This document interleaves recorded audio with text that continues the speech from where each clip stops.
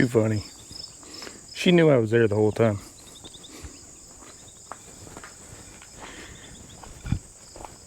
Hey everyone, welcome back to another episode of These Homestead. My name is Derek, and today, if you can see here behind me, I've been sort of busy. So, I want to talk a little bit about the differences between hybrid and heirloom corn. And you might think, well, what's the difference? Well, hybrid is like cross-pollinated, genetically manufactured to be the same. Like each ear is going to be exactly the same. Each ear is going to produce really well, but the flavor is not going to be the same. And I don't know. Me personally, I like heirloom better, but I want to show you some differences because oddly enough, I've been doing corn.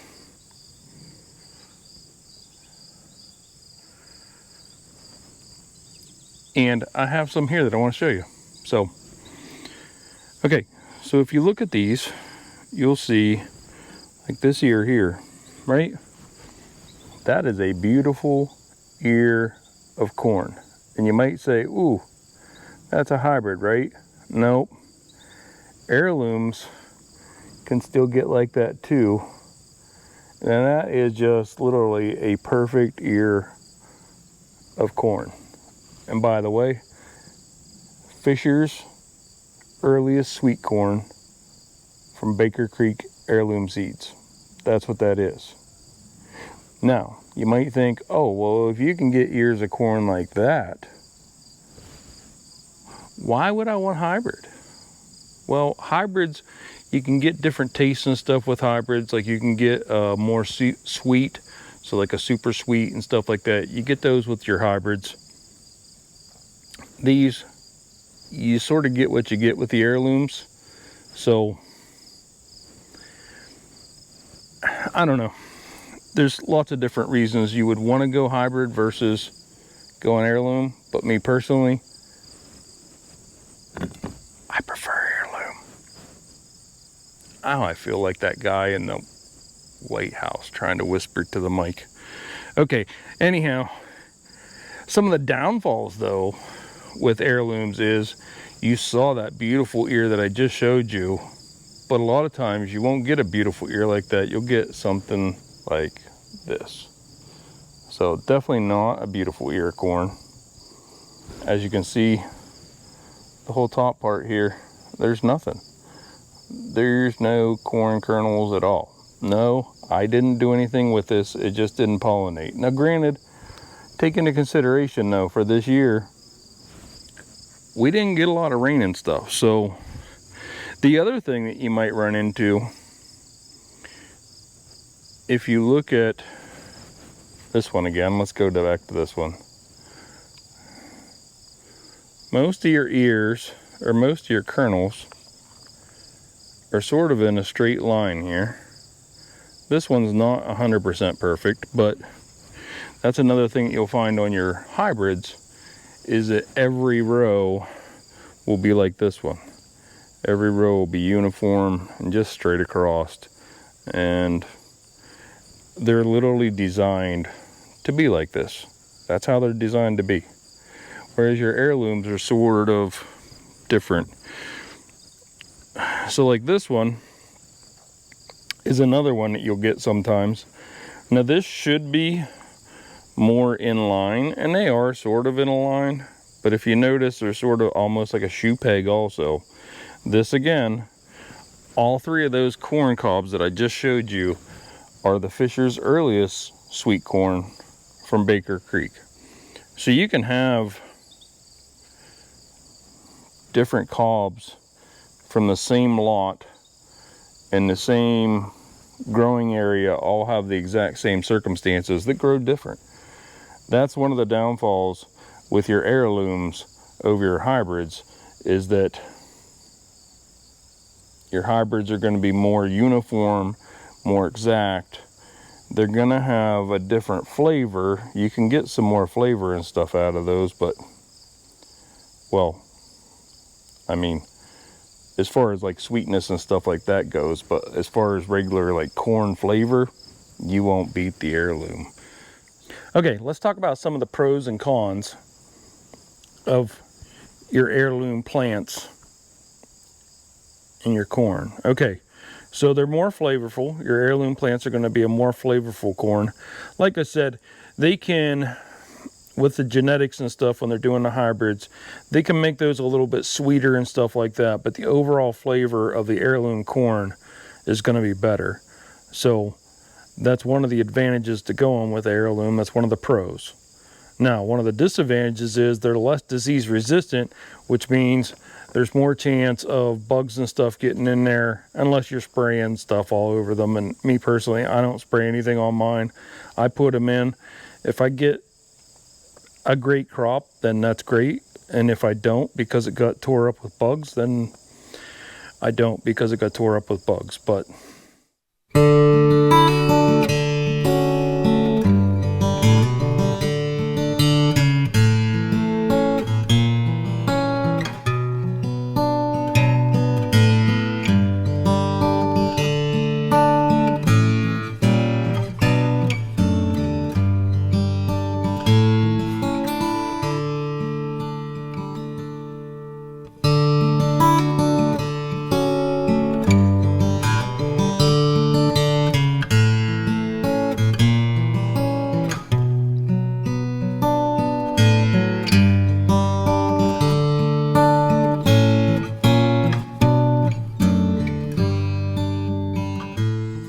okay, and as far as one of the cons is you're going to get a low to a moderate yield compared to if you went with the hybrids, because like I showed you over here,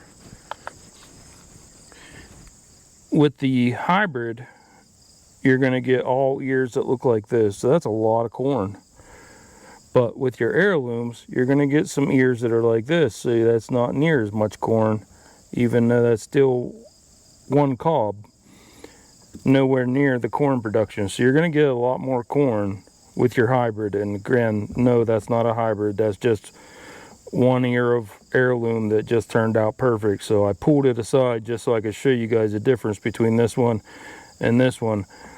And this isn't the only one that I had like this, and it's not the only one that I had like this. You'll get a good combination of both when you go with the Heirloom variety.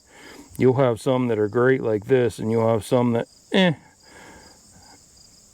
need some work. But I mean, honestly, I could feed that to the deer, but why? I can still cut the corn off the ear and freeze it and save it. Same with this one. Sort of a funky looking one. And yeah, I could just feed it to the deer, but I'm not going to. I'm going to keep that and use it. Okay, some of the advantages. Another advantage to the Heirlooms is if you let this go to seed, you can save these seeds and replant next year and not have to buy any more seeds. Whereas you can't do that with your hybrids.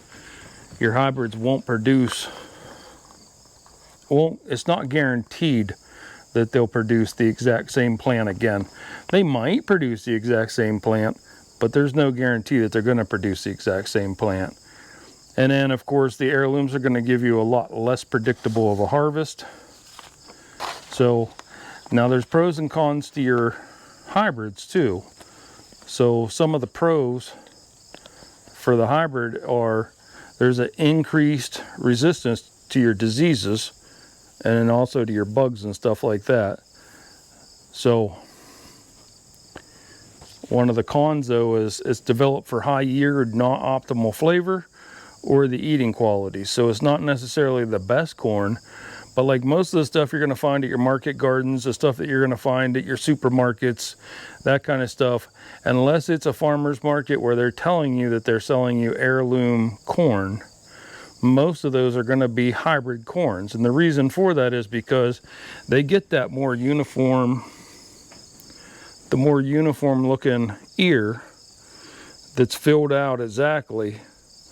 So like when you are doing these heirlooms, like when I picked these off the plant, all the ears looked about the same still in the husk. It's not until you open it up and you start pulling it out, that's whenever you really notice the difference. So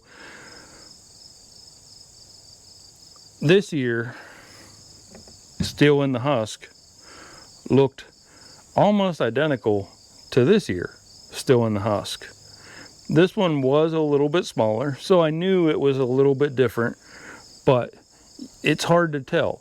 So if you're selling heirloom at a farmer's market or something like that, or at a roadside stand, and you get a bunch of customers that open up their corn and this is what they find when they're thinking that they're going to get this, but instead they get the other one, you're going to have a bunch of mad customers who aren't going to come back. So make sure you're telling them that this is heirloom and that the size could be different. But that's why most places sell hybrids, because they know that the customer wants this. The customer wants that solid, beautiful looking ear of corn. And like I said, you can still get it with the heirlooms because that's what this is, but it's not guaranteed. A lot of times you'll get this or you'll get this. So there's no guarantee on your heirlooms, whereas on your hybrid it's a lot more uniform, exact. So that's one of the pluses for them, is you get the bigger crop yield.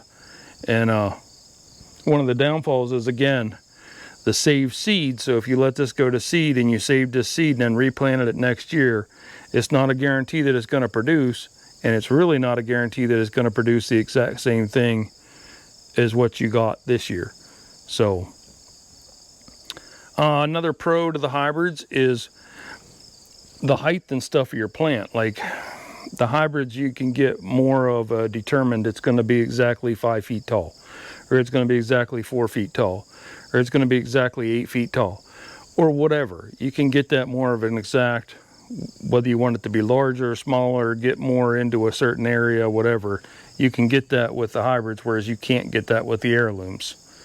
Heirlooms, you're going to have some plants that are, I mean, out there at my corn, there's some plants that were 6, 7 feet tall, and then there's other plants that were only 3 or 4 feet tall, but they still produced ears of corn.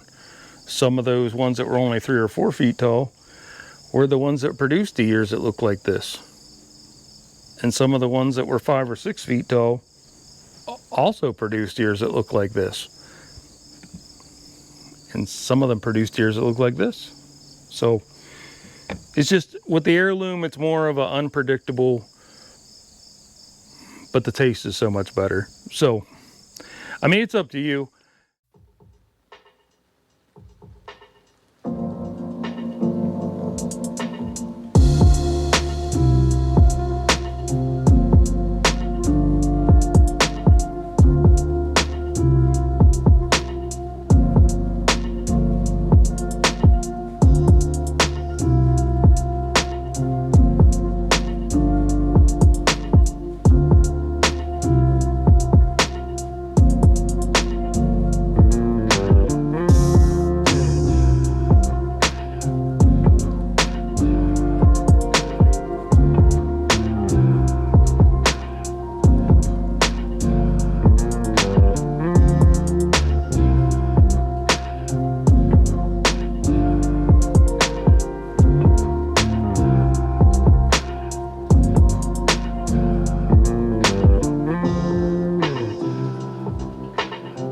Only you can make that decision which one is actually right for you as far as growing and stuff like that goes.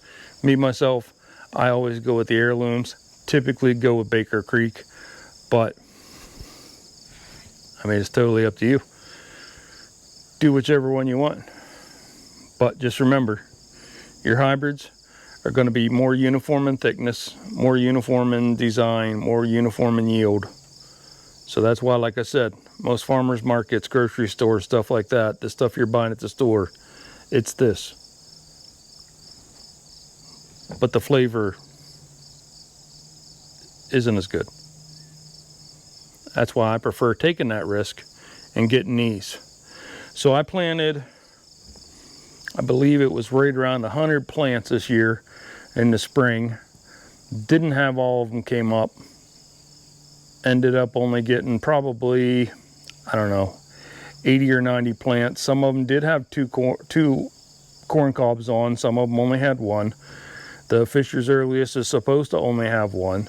So that's what I was expecting. Some of them did grow two. That's fine. I ended up cutting it all. I blanched it. I did save some that I'm going to let go to seed, and then save some of the seed for it. The majority of it, though, I took off yesterday. Husked it all, blanched it, cut it off the stalks, froze it. So out of those 80 or 90 some plants that actually grew, I ended up with 22 1-quart bags with like about 2 cups in each bag or so, roughly. So that's more than enough to get me through till next year. And I'll probably give some to family too, and it'll be more than enough to get them by till next year too. So just to give you some sort of an idea as to what you can expect for yield and stuff if you're going with the heirlooms. Because like I said, you're going to get some that are like this, some that are like that, and some that are like that. So this one, of course, you're going to get a lot more corn off of than what you will the other ones. So it's up in the air. And I do have some ears here that I didn't even bother to, like here's one. I didn't even bother to take that off because when I can feel like there's no kernels here at all.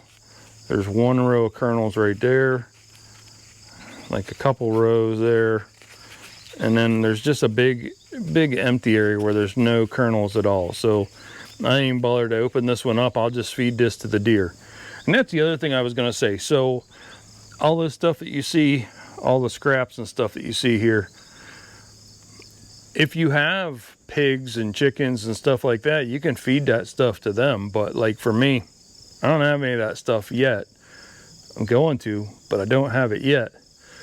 So what I do instead is I'll take this out and I'll put it in front of one of my game cameras, and the deer will come eat this. And actually the video that you watched there a little bit ago, you should be able to see there was a couple of ears yesterday. Whenever I was picking them, I knew that there was stuff that was, I knew that they were bad ears. So I whipped them over the fence and they landed there in the yard, and that's what the deer were over there eating. So I will, I'll just say that for me, like, just feed it back to your wildlife. Like, especially if you have a bigger homestead.